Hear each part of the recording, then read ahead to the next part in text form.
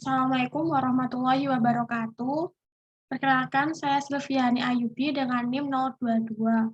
Pada kesempatan kali ini saya akan mempresentasikan tugas Kapita Selekta yang berjudul pemodelan Case Fatality Rate atau CFR, Case Growth Rate atau CGR, dan Case Incidence Rate atau CIR COVID-19 di Jawa Timur dengan pendekatan regresi semi-parametrik tree-response pada data longitudinal berdasarkan estimator penilai spline.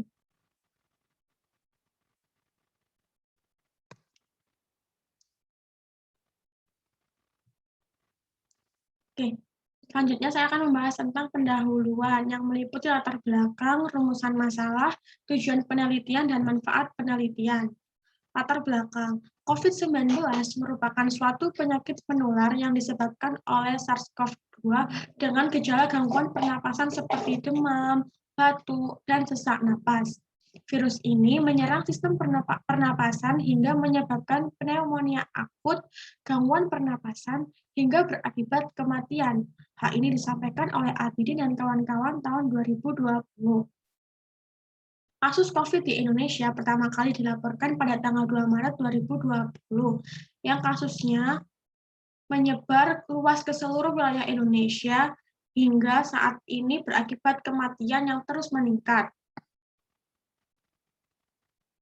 Kasus COVID di Indonesia telah berdampak menimbulkan korban jiwa dan berdampak pada aspek ekonomi, sosial, kesejahteraan rakyat Indonesia, sehingga mendorong pemerintah untuk mengeluarkan keputusan Presiden Republik Indonesia nomor 7 tahun 2020 tentang gugus tugas percepatan penanganan COVID-19. Pada keputusan Presiden ini diharapkan dengan pembentukan gugus tugas percepatan penanganan COVID, kasus COVID dapat ditangani lebih cepat melalui sinergi antar kementerian atau lembaga dan pemerintah daerah. Pada tanggal 21 April 2021, Satuan Tugas Penanganan COVID-19 mengeluarkan adendum Surat Edaran Nomor 13 Tahun 2021 tentang peniadaan mudik Hari Raya Idul Fitri dan upaya pengendalian penyebaran COVID-19 selama bulan suci Ramadan tahun 1442 Hijriah. Adanya surat edaran ini berisi tentang aturan pengetatan dan persyaratan pelaku perjalanan dalam negeri selama H-14 mudik, yaitu pada tanggal 22 April sampai 5 Mei 2021, pada masa peniadaan mudik 6 sampai 17 Mei 2021, dan H+7 peniadaan mudik. Nah, tujuan dari adendum surat edaran ini adalah untuk mengantisipasi peningkatan arus mobilitas penduduk yang berpotensi meningkatkan penularan kasus COVID antar daerah pada masa sebelum dan sesudah periode peniadaan mudik. Nah, bersamaan dengan keluarnya edaran nomor 13 tahun 2021, Satgas COVID juga menyampaikan bahwa jumlah pasien yang terjangkit COVID-19 di Indonesia pada tanggal 21 April 2021 sebanyak 1.620.569 orang, sedangkan jumlah pasien yang meninggal dunia akibat COVID-19 di Indonesia sebanyak 44.007 orang, dengan rasio kematian atau CFR sebesar 2,71%. Nah, case fatality rate atau tingkat kematian di Indonesia ini tergolong tinggi karena di atas CFR global yang sebesar 2,1%. Berdasarkan data Kementerian Kesehatan Republik Indonesia tahun 2021, Provinsi Jawa Timur merupakan provinsi dengan tingkat kematian atau case fatality rate tertinggi di Indonesia sebesar 7,2%.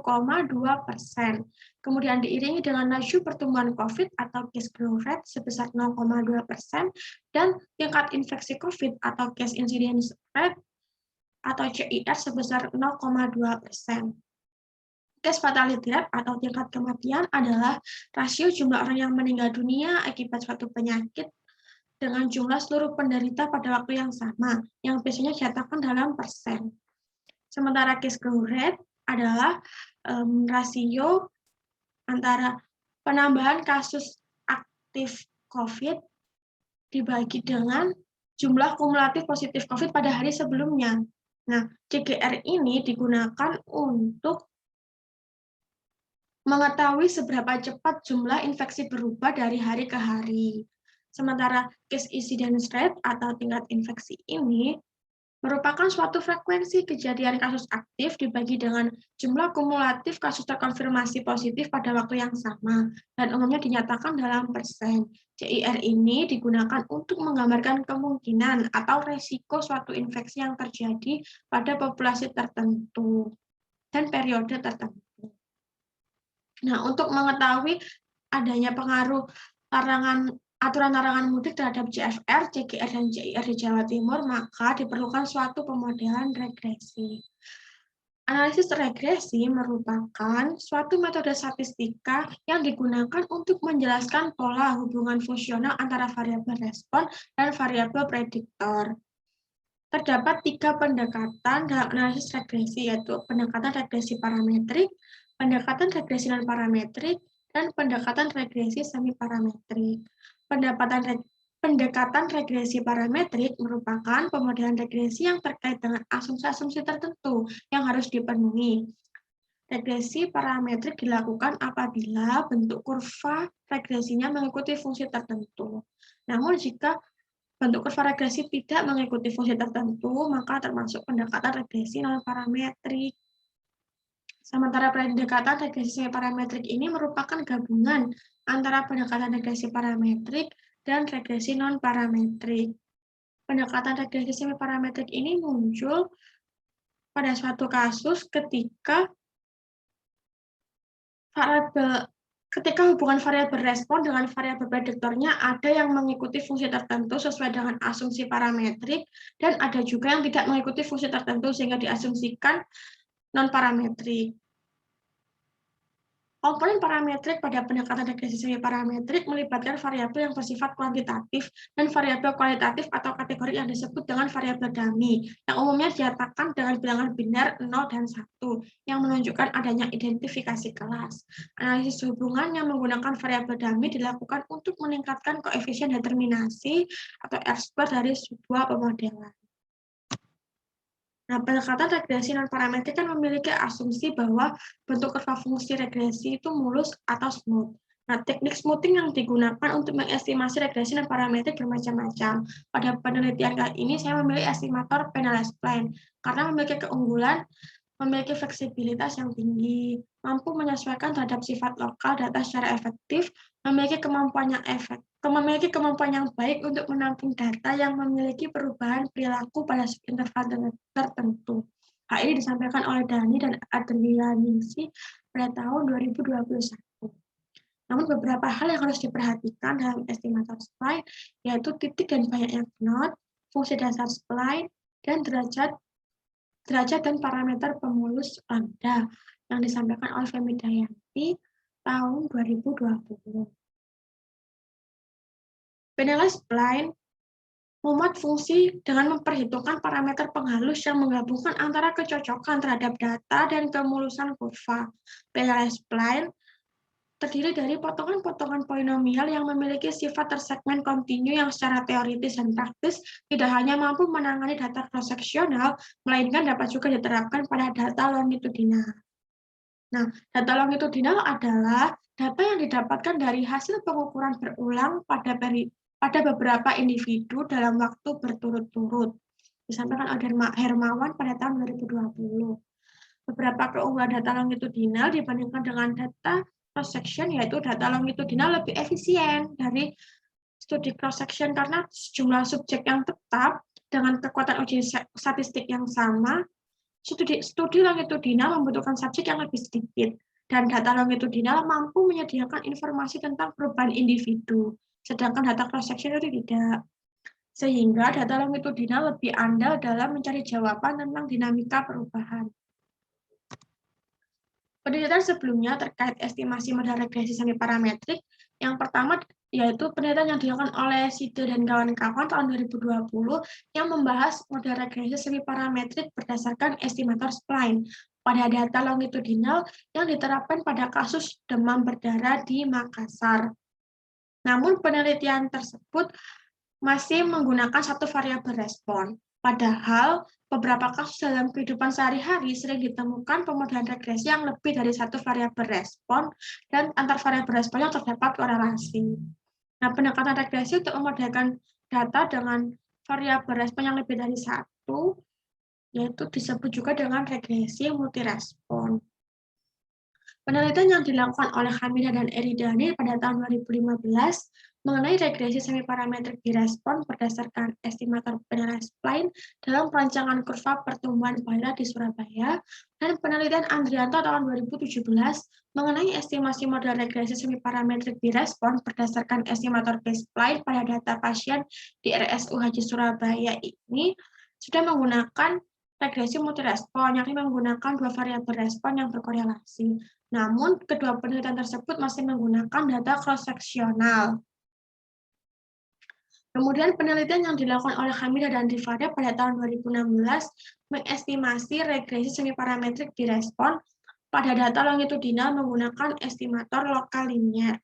Nah, beberapa penelitian mengenai regresi semiparametrik tersebut yang umumnya masih menggunakan dua variabel respon. Sedangkan pada realitanya terdapat juga suatu kasus yang menggunakan variabel respon itu terdapat 3 variabel respon yang saling berhubungan, yang saling berkorelasi.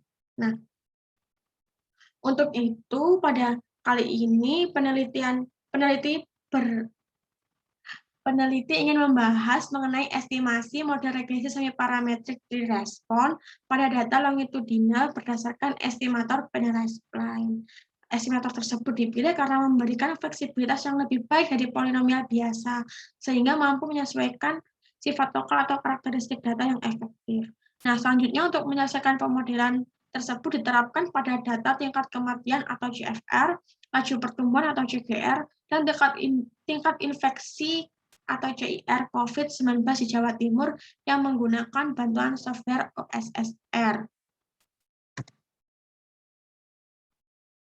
Rumusan masalah dari penelitian ini yaitu yang pertama, bagaimana deskripsi variabel case fatality rate atau CFR, case grow rate CGR, dan case incidence rate atau CIR COVID-19 selama dan sesudah adanya aturan larangan mudik 2021 di Jawa Timur. Yang kedua, bagaimana membuat algoritma dan program OSSR untuk mengestimasi model regresi semiparametrik di respon berdasarkan estimator penilaian spline. Yang ketiga, bagaimana mengestimasi model regresi semiparametrik di respon berdasarkan estimator penilaian spline untuk pemodelan CFR, CGR, dan CIR COVID-19 di Jawa Timur selama dan sesudah adanya aturan larangan mudik 2021. Tujuan dari penelitian ini yang pertama mendeskripsikan variabel CFR, CGR, dan CIR COVID-19 selama dan sesudah adanya aturan larangan mudik 2021 di Jawa Timur. Yang kedua, membuat algoritma dan program OSSR untuk mengestimasi model regresi semiparametrik di respon berdasarkan estimator penilaian spline. Yang ketiga, mengestimasi model regresi semiparametrik di respon berdasarkan estimator penilaian spline untuk pemodelan CFR, CGR, dan CIR COVID-19 di Jawa Timur selama dan sesudah adanya aturan larangan mudik 2021. Manfaat dari penelitian ini bagi mahasiswa dapat menambah wawasan dan dapat mengaplikasikan ilmu yang telah dipelajari terkait pemodelan statistika, khususnya pada metode regresi semiparametrik di respon berdasarkan estimator penilaian spline. Manfaat bagi masyarakat yaitu dapat menambah wawasan mengenai pengaruh adanya aturan larangan mudik 2021 terhadap tingkat kematian atau GFR, laju pertumbuhan atau CGR, dan tingkat infeksi atau CIR COVID-19 di Jawa Timur. Manfaat bagi pemerintah, hasil penelitian ini diharapkan menjadi bahan pertimbangan bagi pemerintah pusat, pemerintah Provinsi Jawa Timur, maupun pemerintah kabupaten atau kota dalam mengambil kebijakan untuk menekan tingkat kematian, laju pertumbuhan, dan tingkat infeksi COVID-19 di Jawa Timur. Sekian presentasi dari saya kali ini. Kurang lebihnya mohon maaf. Wassalamualaikum warahmatullahi wabarakatuh.